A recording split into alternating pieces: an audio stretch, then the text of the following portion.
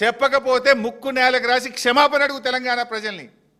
మోసం చేసినాం, అసెంబ్లీని తప్పుదో పట్టించినాం, అసెంబ్లీకి అబద్ధాలు చెప్పినాం, 11,60,000 ఎకరాలు ఇస్తామని చెప్పి అసెంబ్లీ సాక్షిగా అబద్ధాలు ఆడినందుకు క్షమాపణ చెప్పి రాష్ట్ర ప్రజలకు ఇంకా సిగ్గు లేకుండా మాట్లాడుతున్నారు.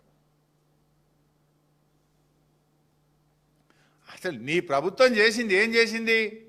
కేసీఆర్ గారు కట్టిన చెక్ డ్యాంలను తూటాలు పెట్టి పేల్చేసింది నీ ప్రభుత్వం. వట్టెం పంప్ హౌస్ మునిగిపోయింది, మునిగింది నీ ప్రభుత్వంలో. నీ ప్రభుత్వంలో ఎస్ఎల్బీసీ ప్రాజెక్టు కుప్పకూలింది. శవాలను కూడా బయటకు తీయలేని చేతగాని దద్దమ్మ ప్రభుత్వం మిస్టర్ రేవంత్ రెడ్డి నీది.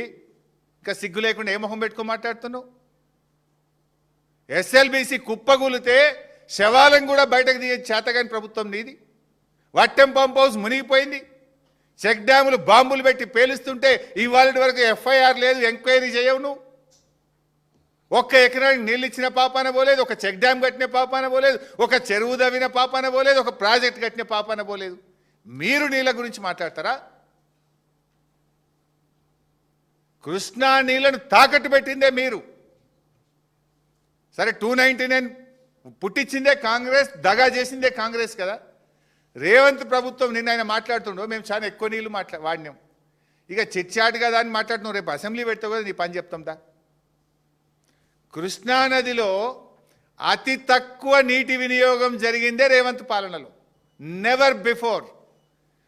ఈ రాష్ట్రం ఏర్పడి 12 ఏళ్ళు అయింది.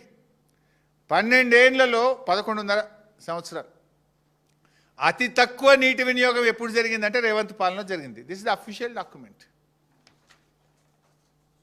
2014-15 నుంచి 2024-25 వరకు చూస్తే ఏ సంవత్సరం కూడా 30%, 35%, 45%, 33%, 29%, 30%, 36% వాడినాం మనం.